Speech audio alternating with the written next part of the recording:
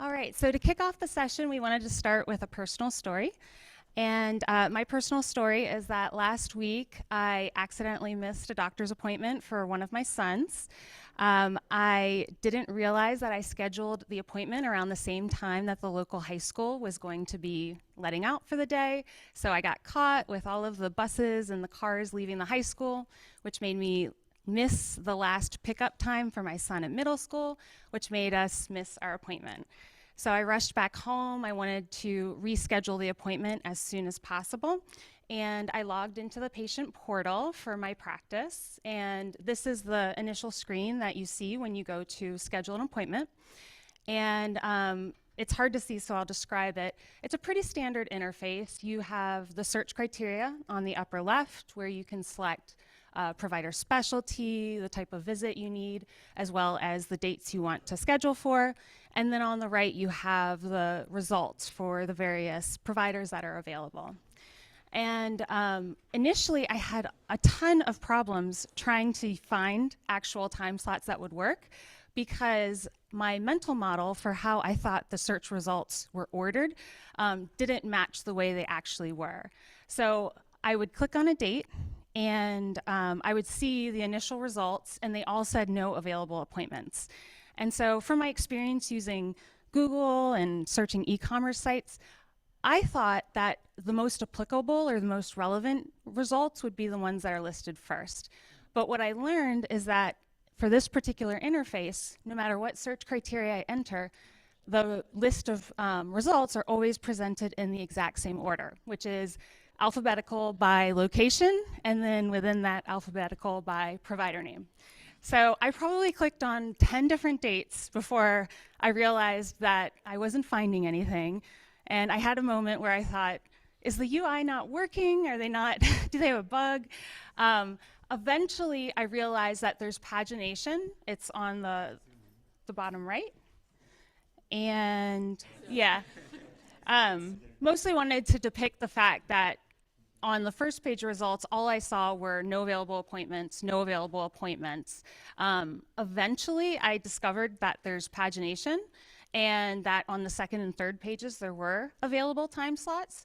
But it really took a lot of trial and error because initially I just looked at the top results and kept seeing that no available and just assumed that there weren't any available. So, my mental model for how I expected the results to display didn't match what was actually happening.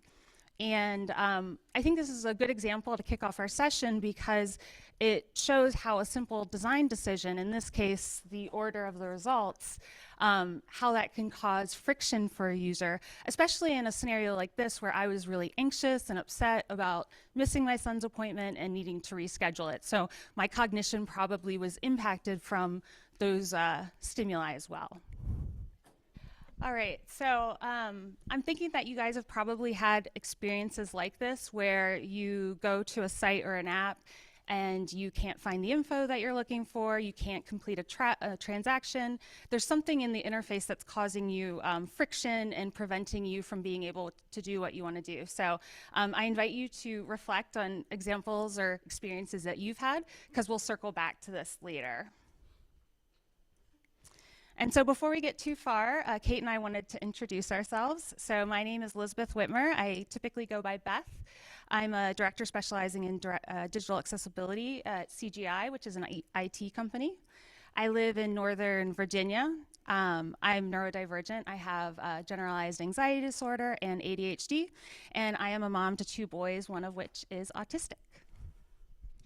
And I am Kate Walser. I am from the Northern Virginia area, and I have been doing this for a while also. I am the mom of 2 neurodivergent girls, which the psychiatrist tells me they probably got very honestly. So I'm likely in that camp also, though not formally diagnosed. What we plan to cover today, and don't worry about the specific times, if you can just ignore those. I know that's tough sometimes to ignore those, but we will get through these things. So what we'd like to do is talk about what neurodiversity and neurodivergence are, because there's a lot of misperceptions about those, and there's a lot of confusion about what we mean by those. We'll answer questions throughout, but we do kind of factor in a buffer in case we want to stop and have a little bit more in depth. And then we'll talk through challenges for users and design tactics so that when you leave here, you have some ideas about how to address things that are coming up on the teams that you're working with in the designs, whether you're doing testing, whether you're doing all those sorts of things, but just general awareness. And then we also have resources for designers, which honestly, that's also a buffer. They're in the slide deck, and it's like lists of things. So if we don't specifically go through each slide, you still have those takeaways. So lots of buffers factored in. And then if we have time, we'll go through a group exercise. And if not, we'll tell you about a fun group exercise that we can talk about too. So, and then we'll do any last questions and wrap ups. So the moral of the story is there's a lot of buffer in here, but a lot of good content too that we want to cover. What we want to make sure that we cover specifically, and you probably saw these in the session description, are neurodiverse versus neurodivergent, natural variations in brain processing and cognition, and then talk through some of the different designs through a cognitive accessibility lens, and also have you know where to go to learn more. Okay. All right, so what are neurodiversity and neurodivergence?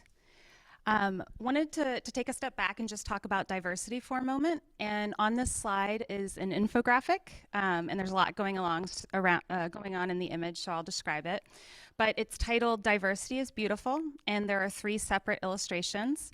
The first illustration is titled "Diversity in the Animal World," and it shows drawings of different animals, a snake, a turtle, a wolf, a bird.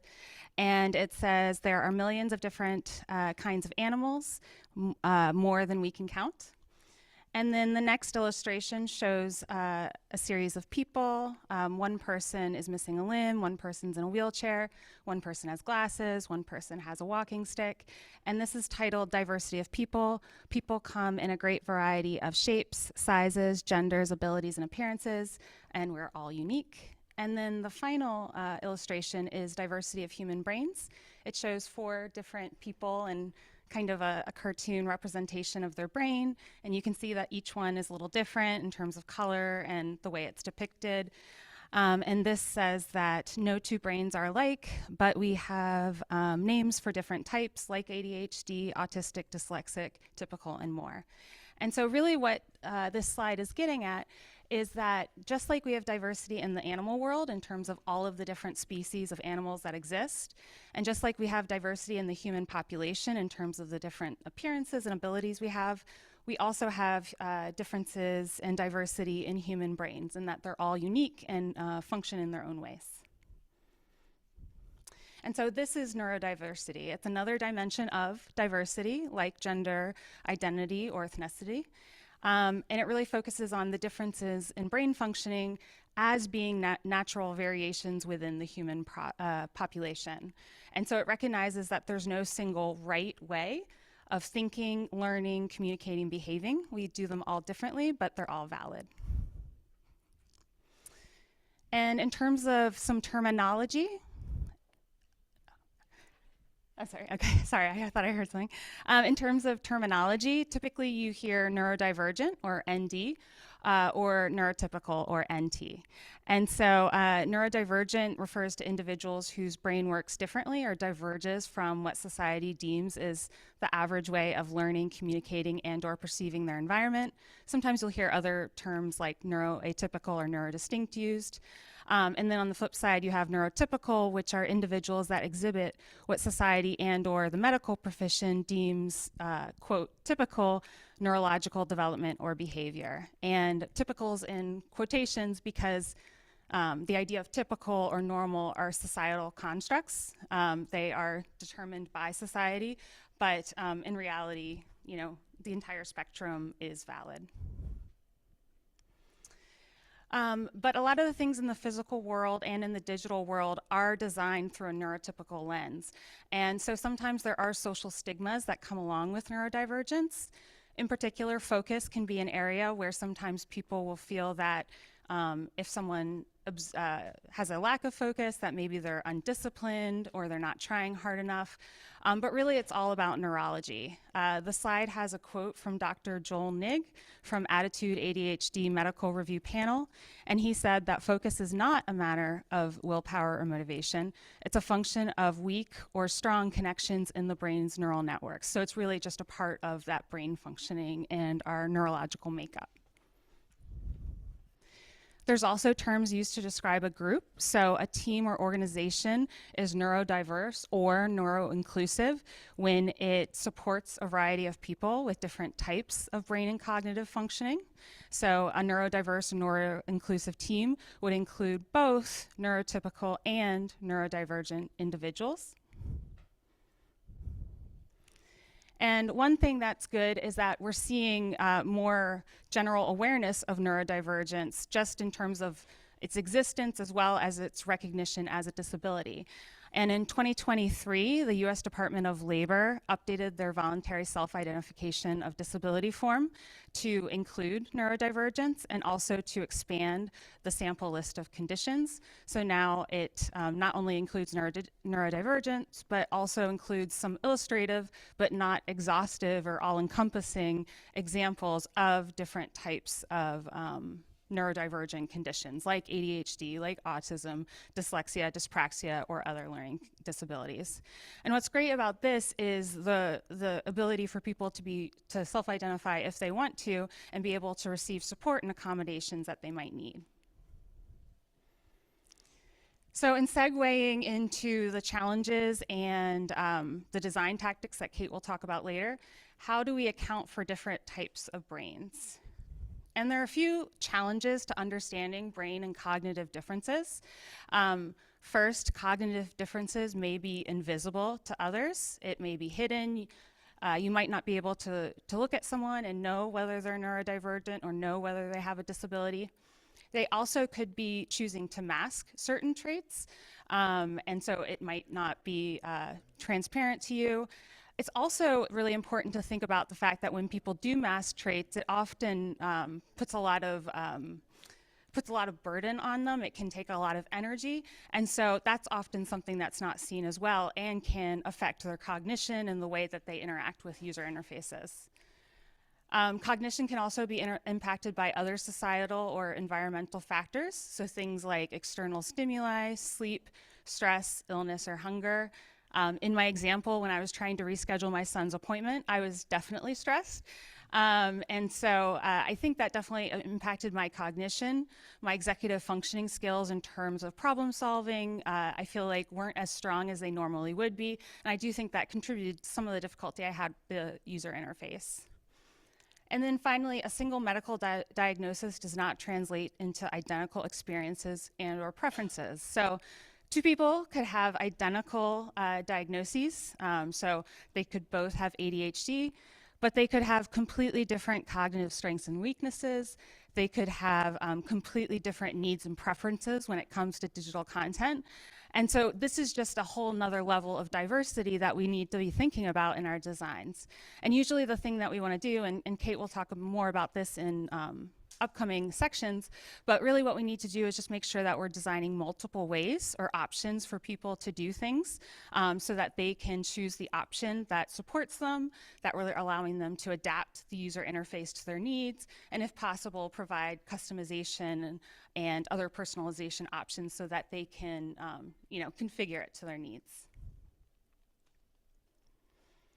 Something we have to think about as well is the costs of interruption. So Microsoft did a study on cognition in the workplace, and they found that interruptions occur approximately every 3 minutes. So on average, every 3 minutes, we're distracted by a Teams chat or an email popping up. And that every time we are interrupted, it can take up to 24 minutes to fully recover. And I know that I definitely experience this at work. I'll be hyper focused on a particular task and doing my thing, and then someone will ask me something over Teams, and it takes a while to get refocused and to trace your steps as to what you're doing. And so the cost of interruption can be very high, and we want to make sure that we're keeping distractions and any types of interruptions away from our user interfaces as much as possible. And that's because attention is a limited resource. So it's fixed, it's not variable. On the slide, we have a picture of a woman, and she's working on a task on her laptop, but there are two kids trying to get her attention. And so if she's giving some of that attention to those two kids, then there's less attention to give to the task at hand. And so we have to keep in mind, that's called salience, and we have to keep in mind that there's these things that can impact our ability to focus and our ability to pay attention.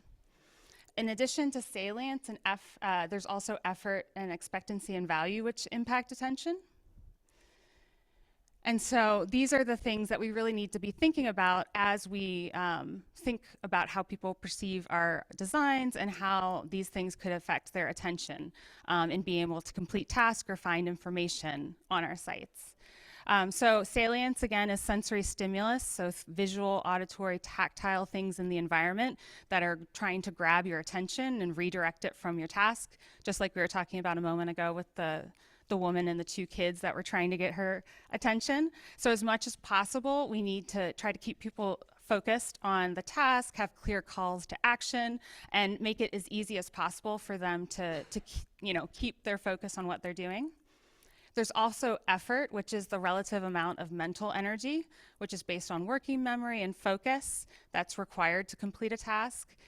Fatigue and or stress limits available cognitive effort. So it takes away from the amount of effort you do have to complete tasks.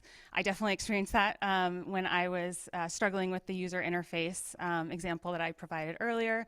And so for things like this, we want to make it as easy as possible for people to get the information they need with as low amount of effort as possible. So instead of providing, blocks of text, we're organizing the text into, concise bullet points or ways that are easy to digest, so there's less effort required by the user. And then finally, expectancy and value. This is based on our knowledge and experience. It comes from our long-term memory. And it's really those mental models we build for how we expect to find valuable or needed information. So in that user interface earlier with the physicians, I had a mental model that I thought the most relevant results for me were going to show at the top. And so that actually didn't match the experience. But in general, when we're designing screens or when we're designing user interfaces, as much as we can try to match those expectations or the mental models that people might have, the better likelihood that they're going to be able to complete the tasks that they need to do or find the information they need. So circling back to any experiences that you might have, any recent experiences that you've had where you're on a site or an application trying to find information, trying to complete a transaction, and you encounter some unexpected friction, something isn't clear, something's confusing, and it kind of made it difficult for you to complete that task. Does anybody have any recent examples that they can think about? Yeah. And you can also put them in the chat as well. Recently, I went to McDonald's and was horrified to find out that I had to use a kiosk to order food rather than talk to someone. The alternative was I could use my McDonald's app, which after several minutes, I was about to order something and then it said it needed my credit card information. And so I went back to the kiosk and went through it and ordered a basket of chicken nuggets. And it insisted that I select some sauces. So I reluctantly selected sauces. But then I couldn't find how to continue to order. I had the option of canceling or going back, but no continue option. And I was so upset. I thought, I'm a computer professional.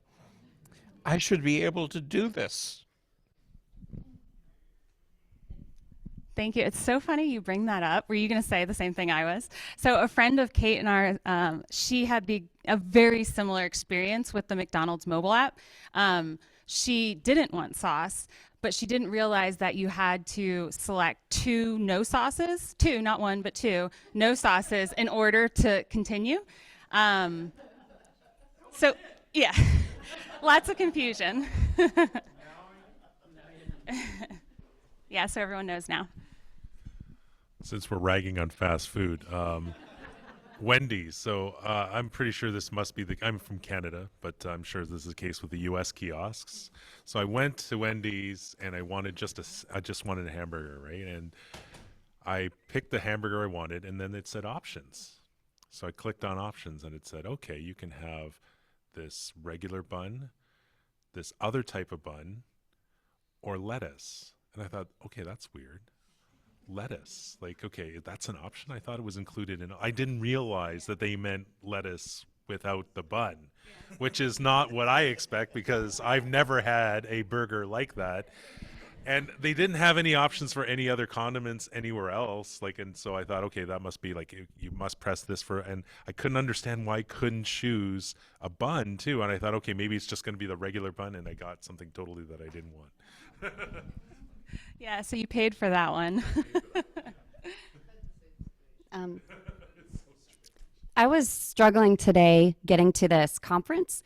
I went to the Access U website to try and find out where in the university to go, and couldn't find it on any of the pages, any of the links. Opened my Access U ticket from my email, nothing.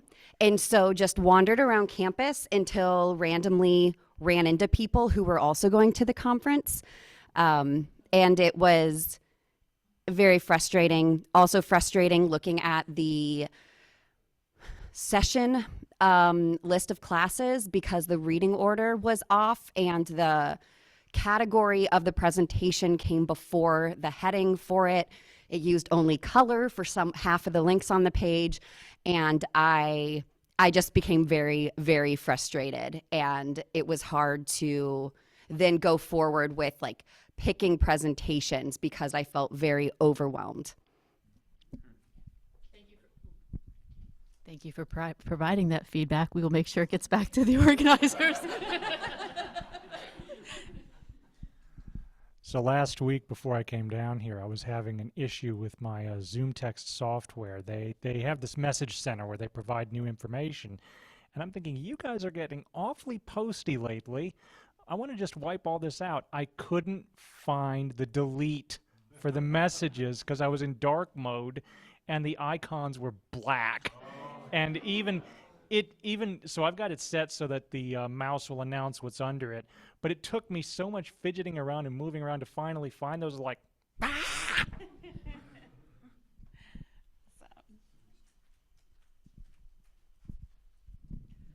So I had to get an Uber last night, which wasn't very straightforward for me. I usually don't get cabs or Ubers or anything like that. And then I told it, to come pick me up at a particular location. It gave a pop-up, which, I didn't bother to read it. It basically said that there was a Jag that was going to come pick me up. And I'm like, do you want to accept that? And I'm like, sure, who doesn't want to ride in a Jaguar, right? And then it's like trying to ask me where I go. And I'm like, I don't know. Apparently there was 5 different stops where I was. Anyway, I talked to the guys that were standing there and they point me in the direction, and I get to the car and I walk around it 3 times because first of all I go the wrong way, right? Because I drive on the wrong side of the road. So I walk around the car like 3 times because there's no one there, thinking, oh, they must have found, they must have gone inside looking for me. So eventually I just open the door and then the car starts talking to me.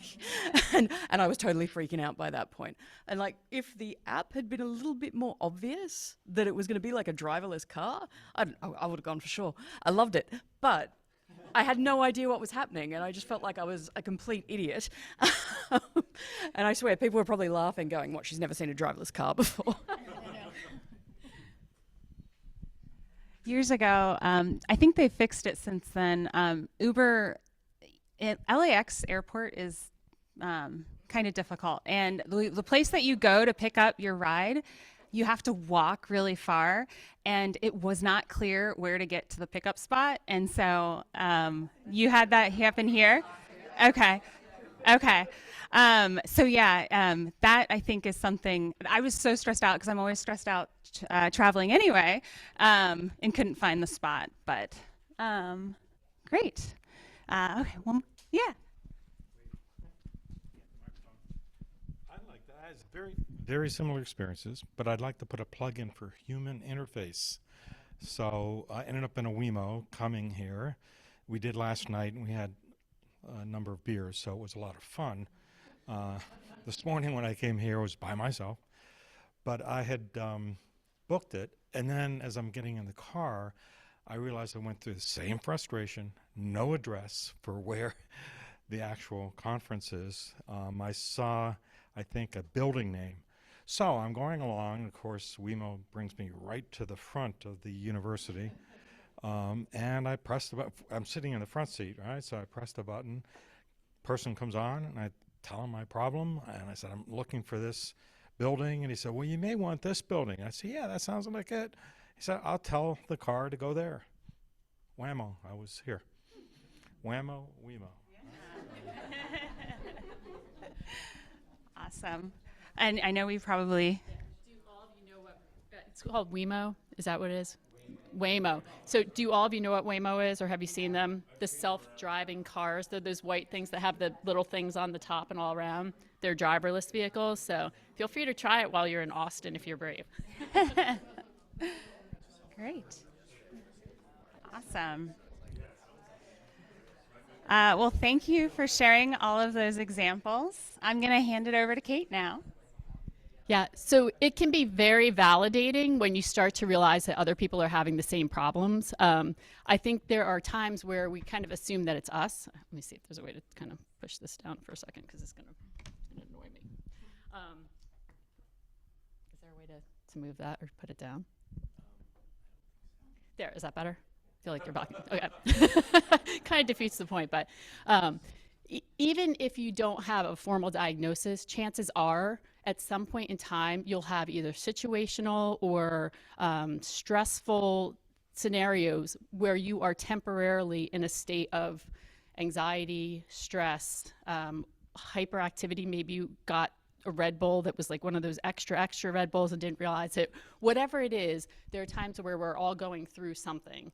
And that doctor's example that Beth gave at the beginning, I could so relate because some of those are like the worst ones where you have to try to find appointments and it does it in a strange way.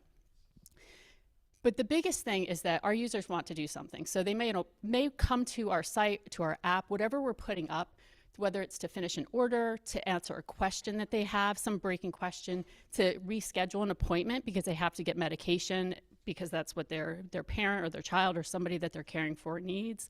Or they may just need to order one of those yellow shirts because it's Spirit Week at school and they forgot and their child has no yellow shirts and it's the color of the day. But there are lots of different things that our users are trying to do. And it's typically pretty difficult for them when they're trying to do it because often it's after work or it's against a deadline. They didn't necessarily factor in time because it wasn't something they thought about it. And for the most part, there are unfamiliar tasks, organization, language, slang that we use within organizations that make it really hard. So it makes it hard for them to find the right path. And sometimes they have kids or things or Slack, Teams, Zoom beeping at them as they're trying to get those things done, competing for their attention. So the biggest challenges that we see when it comes to designing for neurodiversity are findability, focusing, unfamiliar things, and managing time and memory. So I'll put that up for a second. And these are, again, and if you didn't see it at the beginning, there is a slide deck with those that we'll make sure that the URLs at the end as well. So let's start with findability. So just kind of a pattern for this deck. So for those of you who appreciate patterns, the way we've structured it, this section is that there is a challenge, we'll have some examples, and then we'll talk through kind of like a summary of those issues as well as design tactics. And at the end of the deck, there's also a summary of those things. So if you feel like you didn't scribble that down, please don't worry because those are recapped at the end of the deck too. So let's start with findability. So the screenshot that I'm sharing, and some of you saw this the other day in our other session, is the Loudoun County, Virginia website. And it's so priceless for me for so many reasons. First of all, because I live in the neighboring county of Fairfax where we've improved on things like this. But they have a mega menu that when you pop up services and you're probably just going to look for something really easy and you're hoping to make it quick because it's 9 o'clock at night and you just forgot that you needed to do this. It has 5 columns and it has 76 links spread out across those columns. Now they did a little bit of work to add in some headings to try to bring some structure to this, but it's a huge list for anybody to get through. When we've done usability testing with users with anxiety and specifically OCD, obsessive compulsive disorder, which isn't just like flicking on lights on and off, it's often things like making sure you've made the best choice, making sure you've read through all of the details. So the thing that you need to do, you know you're making the best possible decision. When I do testing on things like this with users that have specifically OCD, even if the first choice that they want is number 3 in this list, they will go through the entire list of 76 links to make sure that it is the best choice, that for them that is what they need. Especially in government agency world, we also have a tendency, I work with a lot of government agencies, we have a tendency to over-explain. We want to give the information, all of the information that somebody might possibly need, because we are sure that they're going to print that out and take it away. And we know that's no longer the case. They're not necessarily printing things out. So this example that I have on screen is from the irs.gov website, Get Your Refund Faster. And if you want your refund faster, chances are you just want your refund. You don't want to read through a laundry list of text. So on this page, they have a heading at the top, Get Your Refund Faster, tell IRS to direct deposit your refund. Okay, so far so good. And on the left-hand side, it says what to expect. It has, you know, some other information there. And then it has different languages that you might want to select. And it has probably 6 or 7 or 8 paragraphs down the page. It has an image of a check. And then on the right-hand side, it has a couple of like visually appealing images of somebody using a computer and a little video. In that list of text, it is just paragraphs of text, separated with a little bit of space. There are no bullets. There's a little bit of bold facing that was maybe an attempt to highlight some of the key points, but that bold facing is what would be below the fold of this page. It's easily 4 or 5 paragraphs down, and it's below the screenshot. So trying to find the information that you need about how to get a refund and make sense of this is going to be really hard, because there's so much information and there's no real hierarchy on this page to give you an idea of what the most critical things are that you need to do. Maybe the image of the check is meaning that, first of all, we need your direct deposit information, and here's where you go to put that. But that's not what they've done on this site. So what might be some ways they could have improved this example specifically?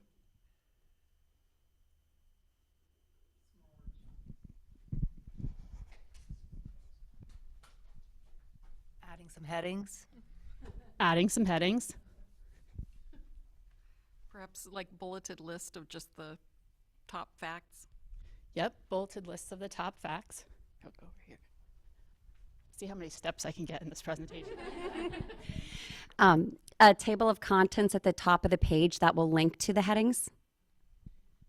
Yep, that's a great one. And one of the examples I'll show later, we actually did some testing where we have a table of contents at the top of the page, and in usability testing, not a single person clicked on it. But what they said was, you know what? And several of them specifically said this, I didn't click on this, but I so appreciated having that, because then I knew that this was the page I needed for the answer. So I want to make sure you know that. I won't click on it, but it is really helpful. Instructions. Instructions. Yeah, so there's no simple like 1, 2, 3 thing that you can do to get your refund faster. So you come to this page and it's like, okay, great. Now it's like 11 o'clock at night and I still don't know how to get my refund faster. And then one of the other things is what I'll call finding things in crowded spaces. So this page, it's kind of tricky to ask you guys what's wrong with these pages, because I'm going to describe what the screenshot is. So this page went through some trouble of adding headings and having bulleted lists. So it's like filing status and dependents, who may I claim as a dependent, retirement, pensions, IRAs, Social Security, or my Social Security or railroad retirement tier. But they didn't add much padding and margins between the bulleted lists or the links within them. So if you're coming to this page and you're trying to quickly scan, it just looks like one, especially if you're visually seeing this page, it looks like a big blob of blue underlined text, and it makes it really hard to differentiate one thing from the other. So kind of summing up some of the findability challenges that we run into, the general items are too many options, over-explanatory text, lack of hierarchy, lack of headings, lack of information design awareness, remembering the context. So often we find that, you know, we're linking people from one point to the next, but by the time they get to where we sent them, they forgot what they were doing to get there. In some cases, it's because of things like pop-ups or things that they didn't necessarily need to know at that point in time. And then vague labels. There's a lot of attempt on especially on companies who sell things to consumer websites, I'll say it that way, to make things really engaging. So there are labels like "go for it," and if you're coming to this page, like that has a label that says "go for it," well, go for what? And it's very slangy, and some people even feel uncomfortable with that sort of language. Some of the things that we see that work really well from design tactics are things like this United website. So on their homepage, what they've done is they've led with the top task. The top task that they found that people wanted to do was book a flight. Now, I'm sure that there were a lot of design arguments and discussions that occurred for all of the greatest and latest things that they wanted to make sure were available on the homepage. But what they were able to do is achieve a balance where the left-hand 50% of the page includes a form to book a flight. It has book, flight status, check-in, my trips as the tabs, but book is the highlighted one. And then within that, you can select from a very standard form, round trip, one way, has from, to, dates, travelers, those sorts of things, find flights. On the right-hand side, they've saved that for some information about credit cards and things like that, the stuff that they had to make sure that they included because the marketing team wasn't going to let them post this unless they actually went through with that sort of stuff. Now, there is a background image on this particular page, which that can be a challenge for many of our users who are neurodivergent, just focusing past that. But however, they've done some tactics like make sure that that box is white, set back from the, and done some drop shadows and things like that to try to make sure that that form is popping out a little bit. This is the example I was mentioning earlier. So another tactic is easy to spot navigation options. So the National Heart, Lung, and Blood Institute website that I worked on, when we redesigned the health topic pages, it previously had been just, you know, the idea had been that people wanted to print out the entire set of topics. So this particular one is COPD, alpha-1 antitrypsin deficiency. And the original thinking was that if somebody was looking up COPD, they wanted to know everything about it. Now, what might be a challenge with wanting to know everything about COPD for somebody who's coming to a site? Yeah.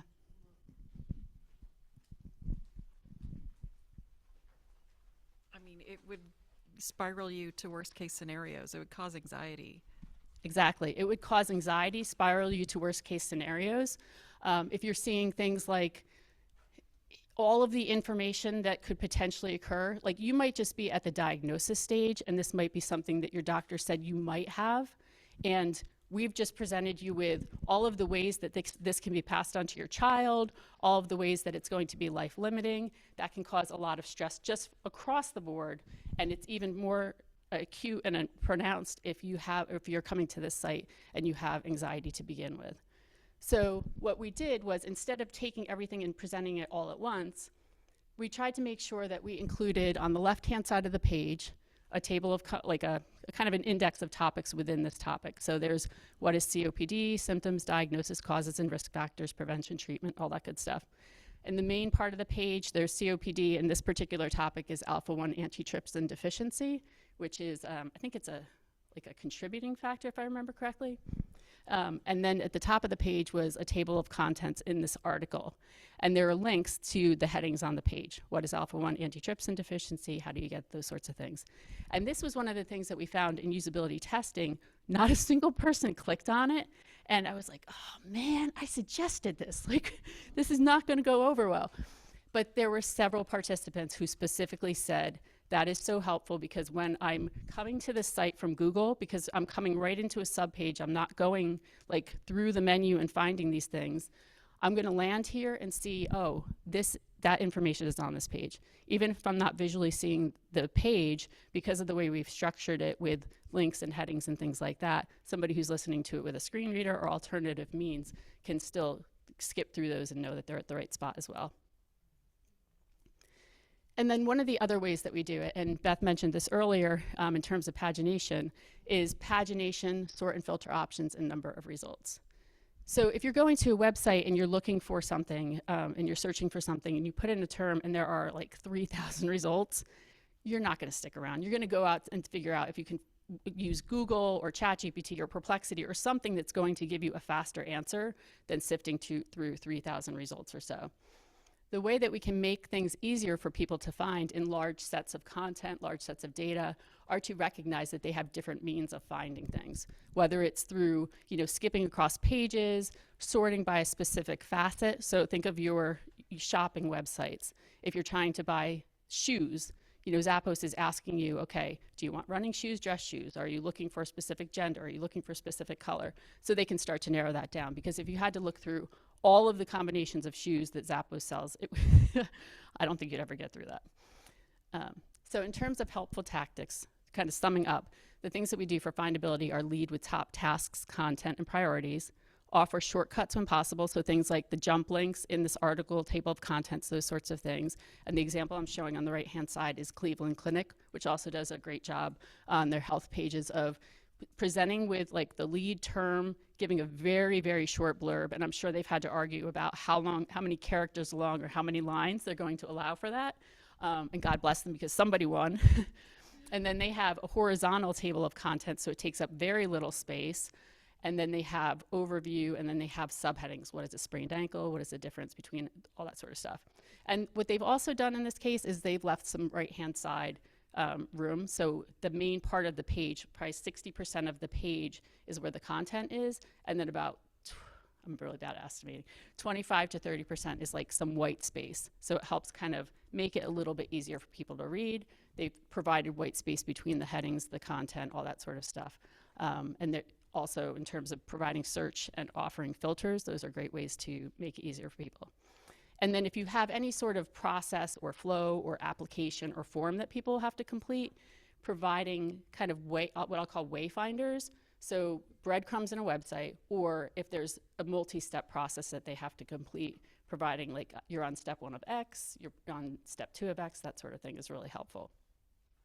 Any questions on that?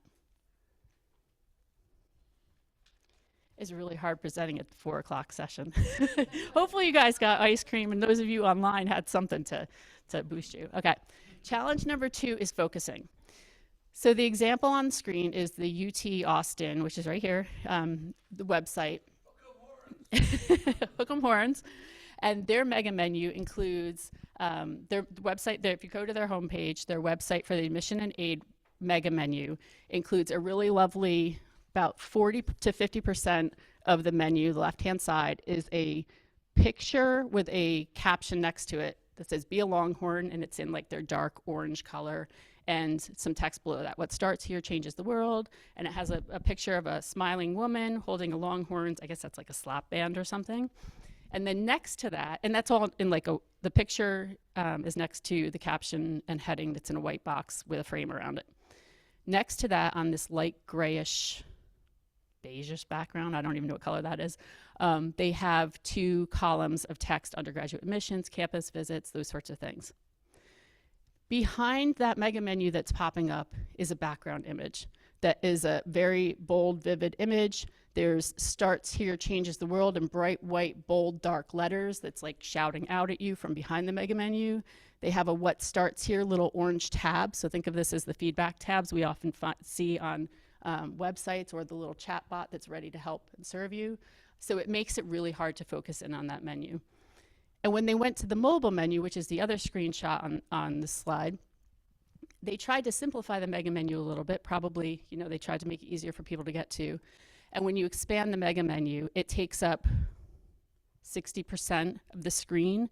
So they've gotten rid of the, "Be a Longhorn" and the caption and the picture. They've condensed the links a little bit.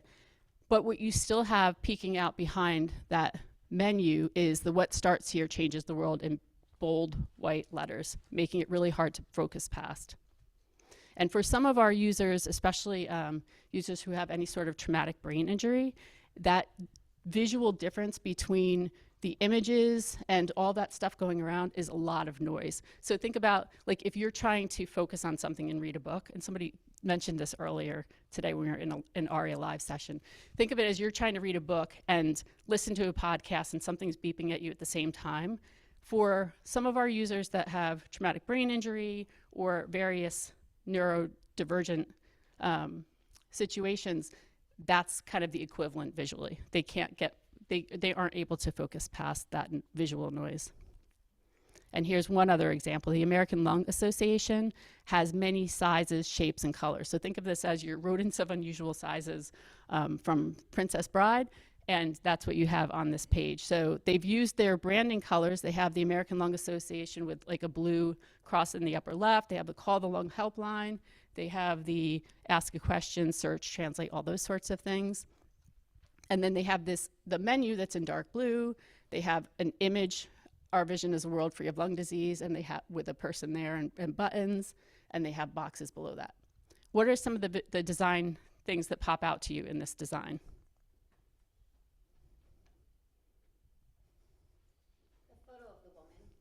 The photo of the woman.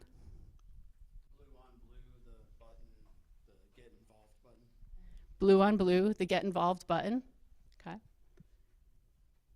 Yeah. Each one of those tiles at the bottom has both an icon and a plus button, which could mean maybe there's 2 things to do for each of those, maybe 1, it's not really clear. Yep, exactly. So maybe you click on it and it pops something up. Maybe you hit the plus and it does something different. Yep, for those buttons. The buttons are in consistent shapes. You've got the pill-shaped buttons. You've got translate. That's kind of like just rounded edges. Even the search bar is that rounded edges instead of a pill shape like the rest of the styles. Yep. Yeah, so some of these things are even just different sizes, styles, and shapes. So it makes it really hard to know, where do they want me to click? What am I supposed to do here? Because there are so many things going on here. Oh, yeah. I noticed there's a donate button and a make a donation button. Okay, so there's a donate and a make a donation button. I was just gonna say, back from old design, like the woman in that photo, this is a different photo, but she was looking up away from the site, like at the donate button. So maybe that's That is a great point. So the woman in the picture is looking off in a different direction from the one donate button, and it's like, where is she looking? Where does she want me to look? Yeah, it's a great one. Okay. So, okay. Yep. So focusing becomes really hard when we when we just start throwing everything in, colors, fonts, shapes, lots of different things. If we're not coming up with clear and almost, I don't want to say minimalist, because that sometimes implies like very stark, really bare bones designed. But if we're not limiting the numbers of fonts and colors, we used to have, like years ago, we used to have like this kind of metric that we didn't want more than 3 font variations on a page. I mean, we've gotten far away from that, but I think when I've checked this page, I think it had 20 different font variations. So that's a little much. So, maybe you have a few different heading sizes, you have a consistent font, maybe you have an emphasis font, but you definitely want to avoid way too many combinations and permutations of things. And those background images behind text become really tricky too. And then we sometimes are coming across websites now that have the videos that play with the background noise, the visuals with visual noise. And there was a special website from hell I came across the other day that I won't even mention the company, but it was an exercise company website. And when you went to it, they had what I think they thought was a really cool visual effect, where the background was like this motion that kind of zoomed in and out. And I was like, holy cow, I can't look at this. And then after some period of time, it started like moving. I wasn't quite sure what, but we're finding more and more with many of our users that there are people who are very motion sensitive. And especially after COVID, there are more people presenting with long COVID symptoms, that any sort of motion can trigger anything from a migraine to, I've heard people vomiting in meetings when Figma prototypes were being panned and zoomed and things like that. So if you are on calls especially, I kind of recommend this now. If you're on a call where you're presenting anything or scrolling the screen, just give a heads up to people, hey, I'm gonna be scrolling if you need to look away. And I've been amazed at how many people have said, you know what, that was really helpful because I didn't realize why I was getting headaches after meetings. Some of the different design tactics that we can do to try to get away from this are to try to make sure that we're putting our things together from, like, if we have dark areas, keep those dark areas together and kind of go from dark to light. So the example that I have on screen here is the Texas State Parks app. And it's kind of cool to say that they were one of the early adopters of some of the things that we presented at Access U years ago. So they've been making iterations on their website. So if you go redo your website or anything, make sure that you let us know so that we can give you a shameless plug. But what they did was they have a top menu that's in dark black next to their Texas wildlife logo that is very small. They have parks, hunting, fishing in white text on that black background. Below that, they have just kind of a simple whitish, light grayish bar, or like, you know, kind of off-white bar, where they have just a very simple black icon next to words that say like find a park, fishing reports, buy a license, those sorts of things. Now, I'm sure there were discussions about, should we make those icons different colors? And somebody thankfully said, no, let's stick with a consistent color. You know, and then there was, okay, what about the background image? We want to make sure we include something that's visually appealing when we get to the page. So what they did was they included that background image, but they desaturated it. And then the call to action that they really want you to take away is download the Texas State Parks app, because it enables you, that's one of their really highly accessible things, it enables you to go explore parks and find everything from maps to trails and everything like that, as well as which ones have handicapped accessible ramps and things like that. They included that on a solid white background. They don't have any sort of weird transparency. They don't have any sort of weird gradient that would make it hard for somebody to focus on that information and read it. Another example is the W3, the World Wide Web Consortium. Do they still go by that? Well, W3.org, Cognitive Accessibility Guidance site. They have a ton of information that they could present, but what they've done is they've hidden a bunch of it behind disclosures. So accordion disclosure, depending on how you think about it. But they have things like help users understand what things are and how to use them, help users find what they need, use clear and understandable content, all those sorts of things. They have those, and then each time you want to read more about it, you can expand that. Now, what they've also done, which is kind of nice, is there will be people that will be annoyed by having to expand one at a time. There will be people that want to be able to Control F, find in page, and there will still be some people that want to print that out and keep it as a reference in case it changes. So they've also included buttons like expand all sections and collapse all sections too, so you can do that a little bit more easily. So just kind of some helpful tactics, wrapping up. For those, identify and design for top tasks. Lead with what we call the WIFM, the what's in it for me. So if you ever hear that, that make it clear what you want them to do. They don't have to think about it. They don't have to hunt around. They don't have to like try to focus past, you know, the moving background image. If they're looking for a treadmill, they can just know exactly what you want them to do. The other thing that's especially helpful for many of our users, and I think we've all run into it too, for those of us who are getting older and watching Netflix and Hulu, is provide captions and transcripts for audio and video. We're finding this is even more helpful too, just on day-to-day Zoom and Teams chats, because there will be chances where, you know, the phone rang, somebody interrupted you, and you've missed something, and it gives you a chance to go back. And that's especially true for any sort of audio and video. I mean, it is just a basic accessibility guideline in general, but especially for our users who are neurodivergent, it makes a huge difference and improvement in their experience. And then removing noise, fluff, interruptions, and tangents. The screenshot that I have up here is from the Calm app, that app that you can use before you go to bed to help calm you down. That's great. They have like, you know, calming noises. They have little things you can do. So when they designed that screen, they used like a dark blue, and they are kind of muted tones. They have dark blue buttons, like a different shade of blue behind it, but it's still kind of the same color palette. They only have a few options at the bottom in their menu: home, discover, profile. They lead with the kind of the top things that you are likely to want to do. And chances are you're looking at this right before bedtime, so they've avoided any sorts of things like vivid colors as much as they can, so that it really starts to calm you down and de-stress you. And colors do play a huge part in enabling people to focus and calm you down as well. My dad's a veterinarian. I have to tell the story. My dad's a veterinarian, and he's been in practice for 50 years.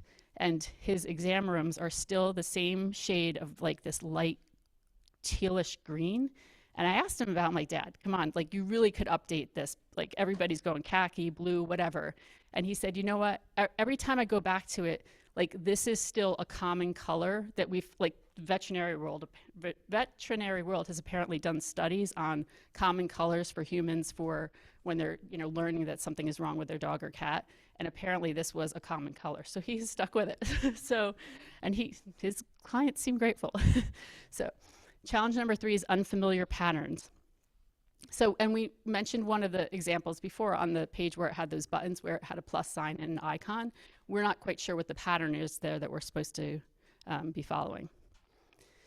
So on the screenshot here, it's from a website that I helped on.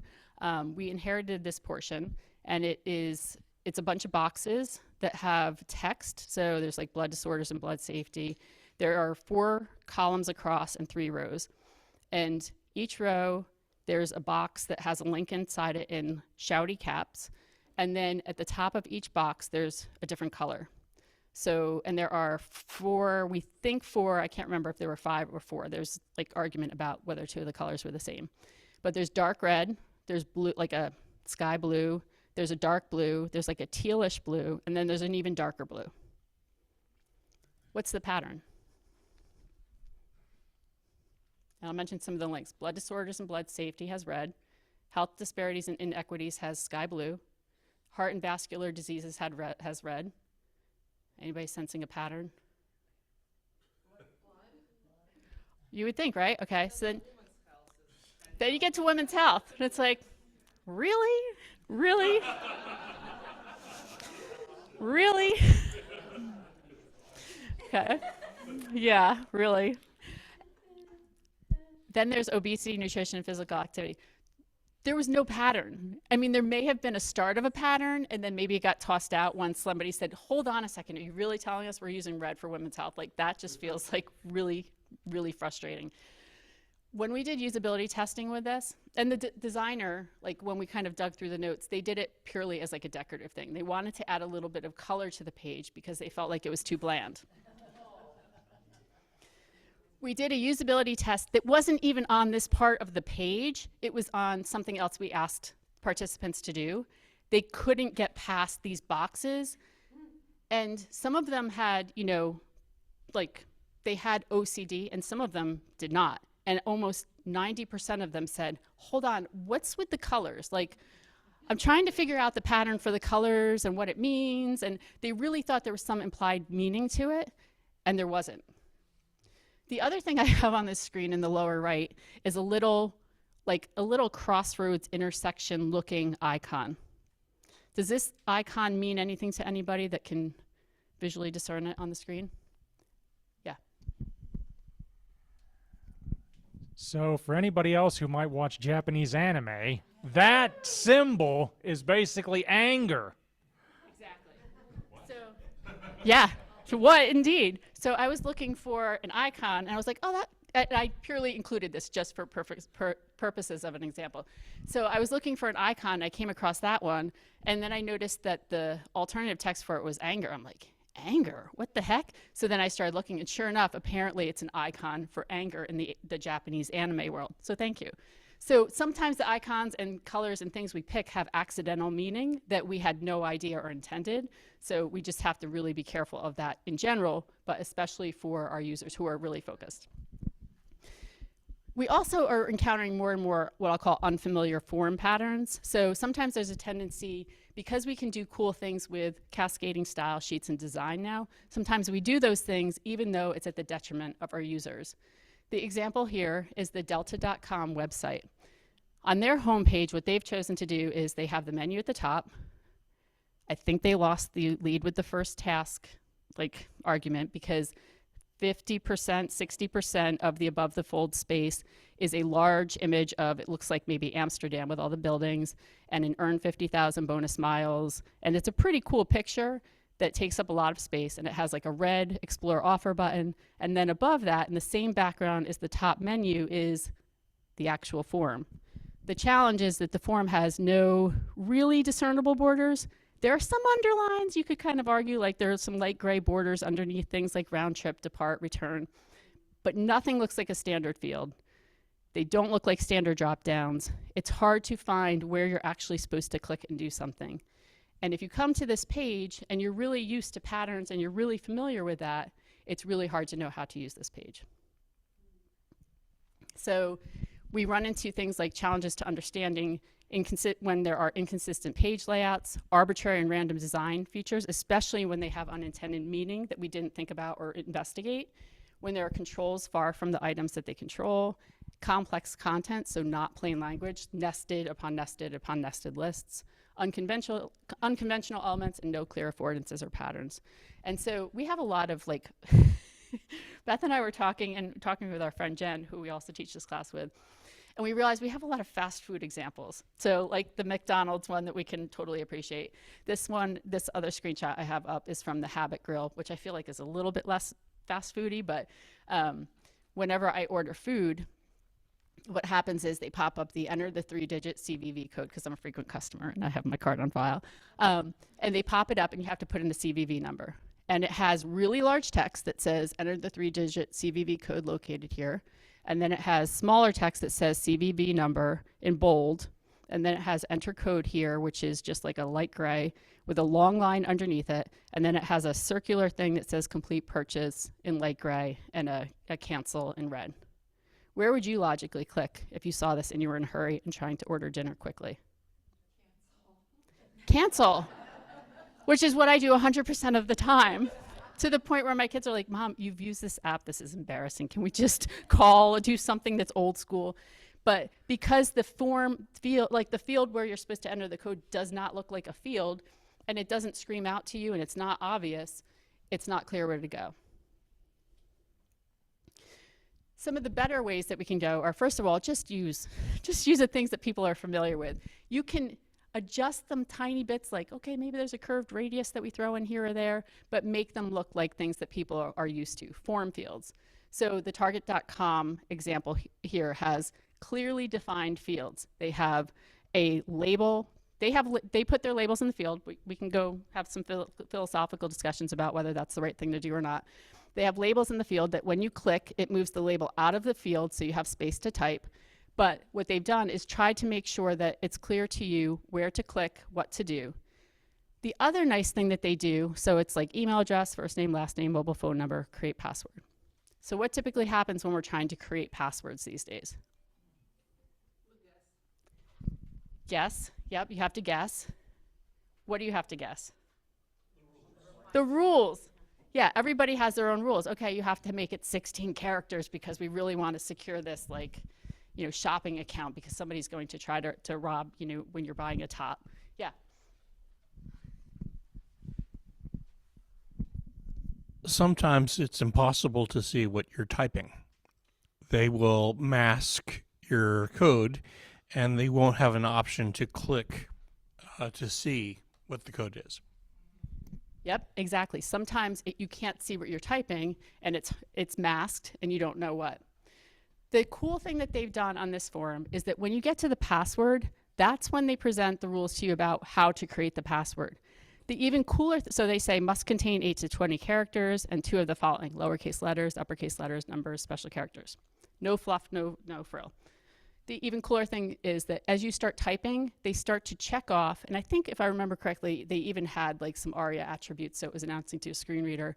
They check off as you go that you've hit those things. So, okay, great, you've put in lowercase letters, you have an uppercase letter, so you know that you have met those things. Instead of taking the alternative approach, which a lot of sites do, where they say, nope, sorry, you got it wrong, guess again. You didn't include that extra exclamation point to hit your 16 character thing that we need. Yep. But this one still is like must include this and 2 others. So like now I need to it's because this one includes like must include 8 to 20 characters. Okay, you read it. Okay, I can do 8. Type 8, then you try it like, oh, and 2 of the following. So now I need to read this for like 2, which 2. Again, I assume if someone might need specific perfect answer, then it might take even longer. Yes, so they give you some leeway. So like it's 8 to 20 characters, and then you also have to do the following too. So there is some room for improvement even on that. But the one thing that they did try to do was simplify it and give you that information when you need it. So it isn't too much, it's not overwhelming, and you can get through that task as quickly as possible. And the other thing is that they've also nicely included a show option in the password field. So that if you've been interrupted by the dog barking or the phone ringing, or you really just, my daughter goes through, and she'd be totally fine with me telling you this, but she has anxiety and OCD, and she goes through things and multiple times and wants to make sure she does it right so that she hits the rules and the benchmarks. So she really appreciates things like the show, especially because not only can she confirm that she typed in what she meant to type in, but then she can match it up to the criteria below to make sure it met the criteria too. And then some of the other things that we can do are things like just clearly labeled elements in simple page hierarchy. And you're probably saying, like, these just seem like good usability things. And they totally are. And they really go so much further for our users who are neurodivergent. So the examples here are the plainlanguage.gov website. They've used some muted colors, like that are just calmer. They have simplified. They don't use a ton of color. They just use a very muted palette to begin with. But they also clearly label things. So at the top, and I believe they did some usability testing on this, they have home, law and requirements, plain language guidelines, examples, training resources. They have a light blue box that says information status that has some information there. They have a light khaki box below that. Plain language makes it easier for public to read, learn more. And then for each of the items below that, they have an icon and then a bold label so that you can quickly kind of scan the page visually. You have those as headings on the page so you can hear it from a screen reader perspective as well. But it's just a calmer approach, and they've labeled things and have hierarchies on even the home page as well as lower level pages. When you get to the lower level pages, that's where they've started to take that kind of approach where they're presenting in this section on the left-hand page, which presents the headings that are on the page. They also have tactics like bullets. They have a little bit of white space. It may not be enough white space for most of our users. Like, we could really have a little bit more spacing in there, but they've at least added some of those tactics to make it a little bit easier for people to go through. So kind of wrapping up, those consistency, familiarity, and plain language tactics. The biggest thing is follow consistent layout. If you start to have that pattern that people can follow and understand, then they know how to use it. Write with plain language, provide captions, assist, don't lead with icons. That follow consistent layout is really important. If you ever go up to the 3rd floor to refill your water bottle or use the bathroom up there, just know that the men's and women's room are switched on that floor only in this building. So if you're used to going to the women's room on the left, on the 3rd floor, it is not the case. Yes, that's a true story. Okay. And then finally, challenge number 4 is managing time and memory. So, oh yeah, sorry. So the question was, don't lead with icons. So assist. So you don't want your icon to be the starring role in your play. You just want it to assist and like gently nudge out the action. So you want to make sure that you have a clear label and that the icon is just there for like an assist visual scan purpose. Okay? So icons are not bad. We just don't want them stealing the show. We don't want them having every color and being the only thing that labels the section or the thing that you want them to do. And this is especially true for buttons and things like that as well. And then finally, challenge number 4 is managing time and memory. Is anybody here from the College Board site before I give this example? Daniel! I was just almost going to warn you. I was like, oh, man. Okay. Okay. I think it's been improved a little bit. Okay. So the screenshot here, my daughter, God bless her, shared this with me one day as she was practicing for her. I don't remember what MCQ stands for, but it was when she was practicing for the AP test. And it's a screenshot, and it's meant to be like a simple 1 question at a time screen. And across the top, it says Unit 1 progress check. It has all these buttons, 1, 2, 3, 4, 5, 6, blah, blah, blah, blah, blah. Then it has in the upper right-hand corner, it has a little pink timer with an icon and then a countdown clock and a submit button. Below that, it has like little blue arrows, 2 of 18, and you can kind of go back and forth, previous question, next question. Has the question to 7, 5, 10, 4, 4. What is the median of the numbers above? And then on the right-hand side, it has like helping things like a little magnifier icon, I think, a question mark icon, a gear-looking icon, like a little bookmark-looking icon, and a pencil icon. Anybody have any ideas why my daughter pointed this screen out to me from what I've described? Yeah, Amy. There's at least 3 different ways to navigate. Like, how do you choose and submit it. Okay, there are 3 different ways to navigate. Could you be looking for the median of 1, 2, 3, 4, 5, 6, 7, 8, 9, 10, 11, 12, 13, 14? Could you be looking for the median of all the numbers at the top? Okay, what else? The timer, yes. So Abby has anxiety and OCD. So when she comes to this screen, guess what she focuses on? The timer. She can talk to her math teacher, she can talk to her teachers and like go through like she is a rock star in all these topics. And they're stumped. They're like, I don't understand. She knows this material. We have conversations with her. She gets it. And then she bombs these tests. It doesn't compute. And then she started explaining to me what happens when she comes to the screen. So the screen starts off, it doesn't start off with pink. So that's nice of them. But it ticks down so that you can see it's meant to give you reinforcement about how much time you have left. She entirely focuses on that. She's got plenty of time. There are 18 questions on this. She could fly through that. But because she's so time conscious, and that's one of the things that we talked about before, we have people who are time blind, and we have people who are totally focused on time. What she does is she entirely focuses on that. The other thing that she focuses on, has anybody noticed anything about the circled colors at the top? 1, 2, 3, 4, 5, 6, 7, 8, 9, 10.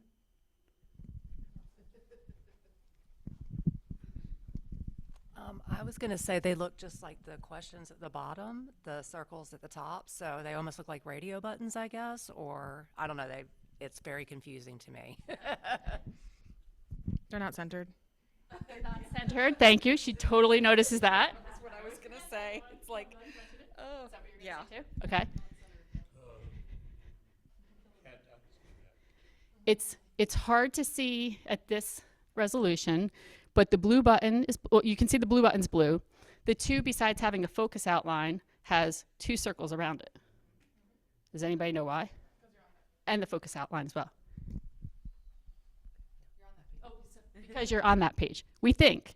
But then she did a couple things that made me think, I don't think that's what it means. I think it may have meant you've been to that page, but you didn't answer that option. You skipped it.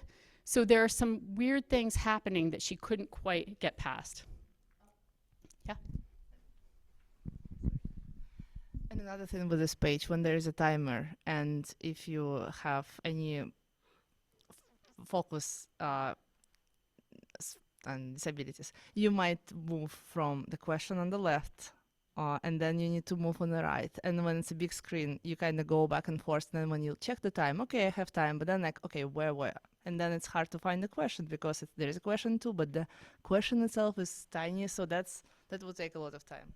It does take a lot of time. So if you aren't using any assistive tools, it takes a lot of time just visually to move from one part of the screen to the next. If you are using anything like any sort of screen magnifier with anything like Abby has, then it's nearly impossible because not only do you have to go over to that part of the screen to check your time, you then have to get all the way back and find the right set of circles that you have to answer.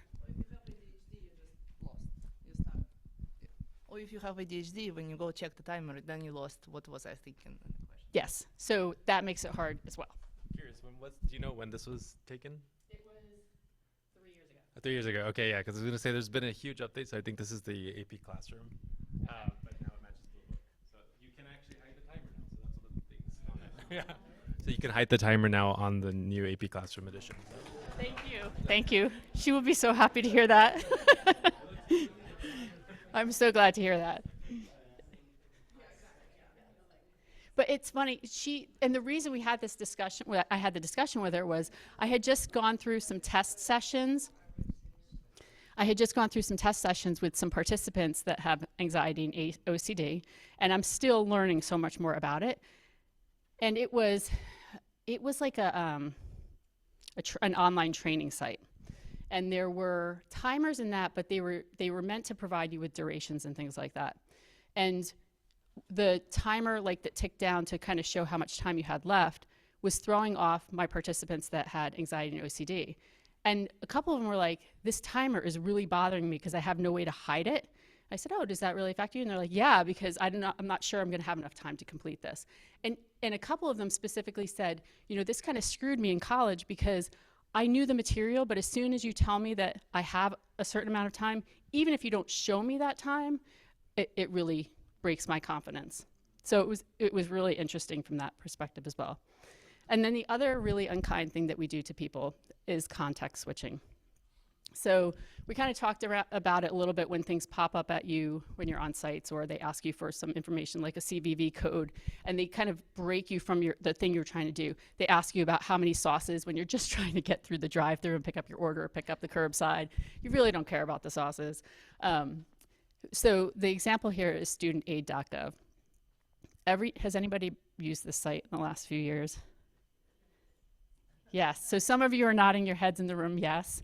I'm not sure how our online participants are doing, if they are still coming across it too, but every time you log into the studentaid.gov website, whether it's to check your loans, to apply for a loan, to apply for FAFSA, the federal, whatever FAFSA stands for, the financial aid for your kids as they're getting ready for college, every single time it asks you first for the two-step verification. Okay, great. You really treat my information as protected. Authenticator app, SMS verification, email verification. And then you ask me every single time to confirm my information. So contact information, communication preferences, permanent address, phone. I imagine there's probably like, I don't know the percentage. I should probably learn that at some point, but there's probably a fair percentage of people that do have to change that regularly. But I would guess that they're not the majority of people that have to do that. Like, even if it's just, if you haven't been to the site in a year, like, maybe then ask it. But not every single time, especially if you know that they've just been there because their kid just signed the form and they just signed the form and have the same address. Like, there are things like that. And then once you get past that, you've forgotten what you were trying to do or what they needed you to do in the first place. So they've just taken you through all these steps that they felt were important because they wanted to make sure all that information was as accurate as possible. But for your perspective of getting through a task, it wasn't critical. And we do that a lot with our users. So we present information. Sometimes it's extraneous. We think it's important to them, and it just takes them down a rabbit hole. Sometimes we pop things up when they first get to a site, ask them to sign up for a newsletter. Hey, by the way, you can provide feedback on our site. And we've just switched context for them. And the most common one that I see is where we're having them go through, like, they want to start a task and we take them to a totally different site to get information about that task. So instead of presenting it where they are, either as like a kind of right side panel that they can expand and close, we're taking them to somewhere totally different, so they have to find their way back. So as far as time and memory challenges, some of the things that we run into are timed sessions and timers, not being able to prepare, mistakes when rushing, scheduling time to complete training, lack of number of steps pages, task content switching, and authentication and app web email switching. The other example I have showing here is one of those loading more infinite scrolls.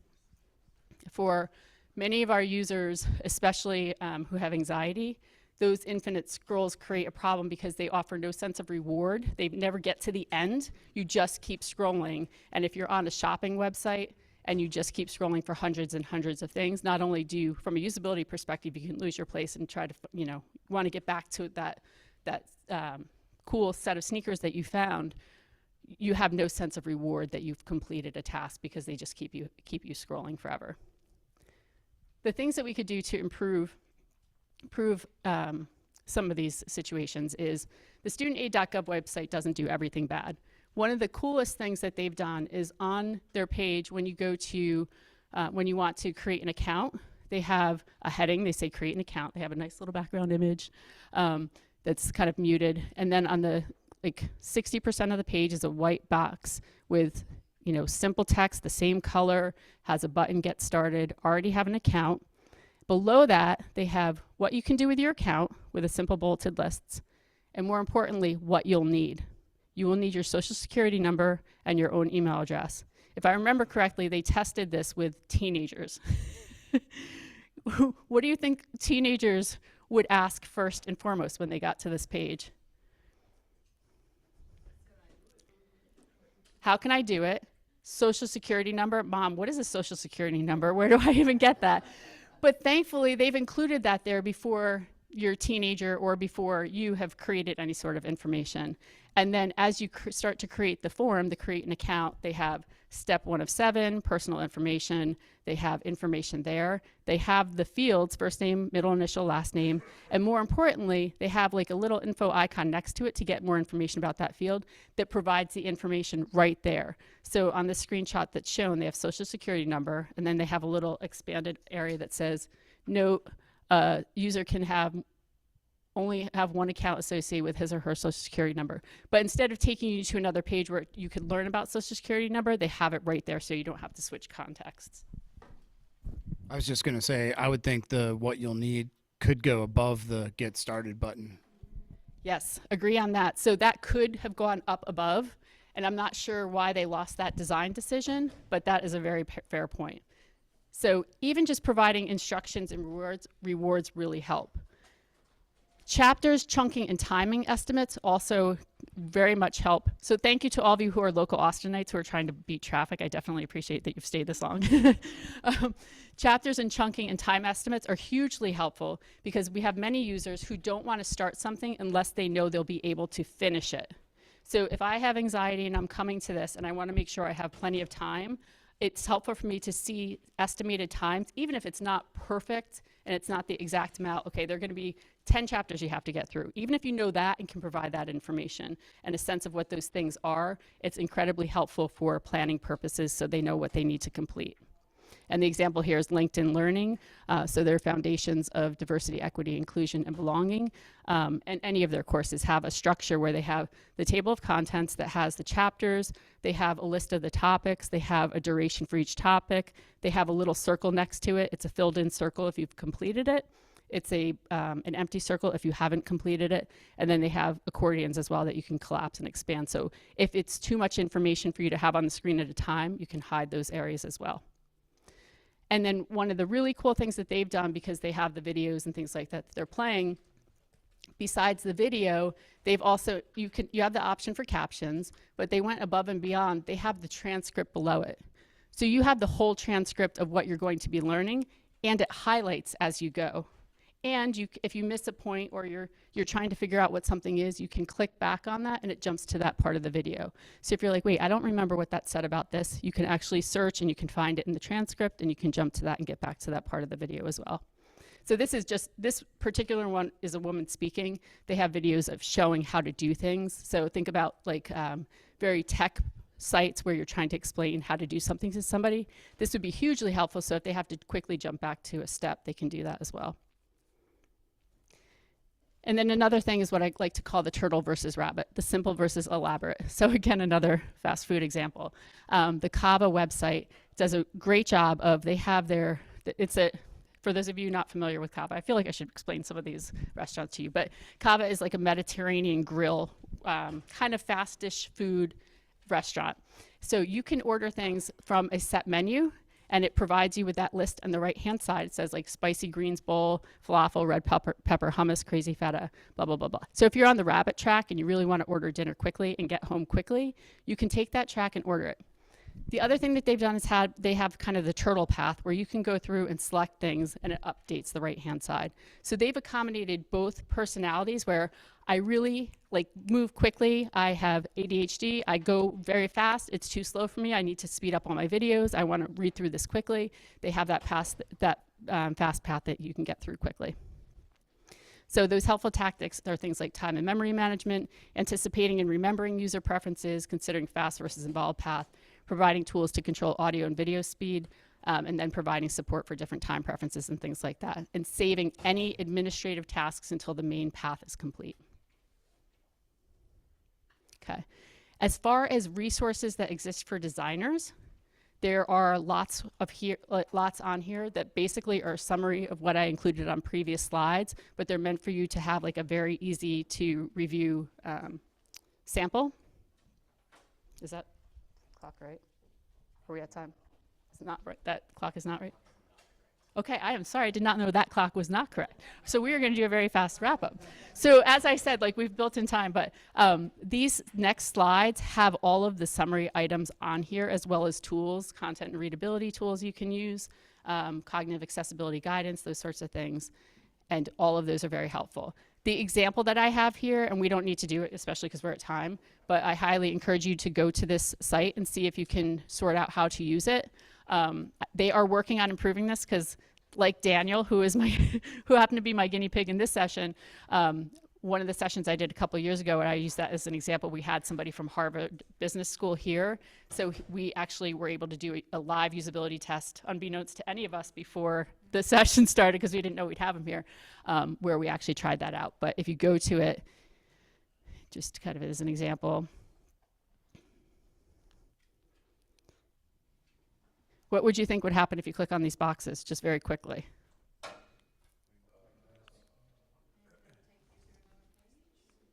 Maybe it takes you to another page.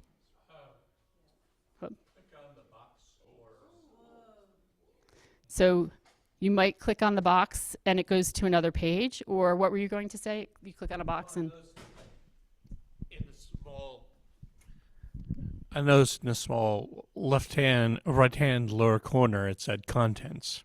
And I was wondering if you have to click contents or if you can click anywhere in the box.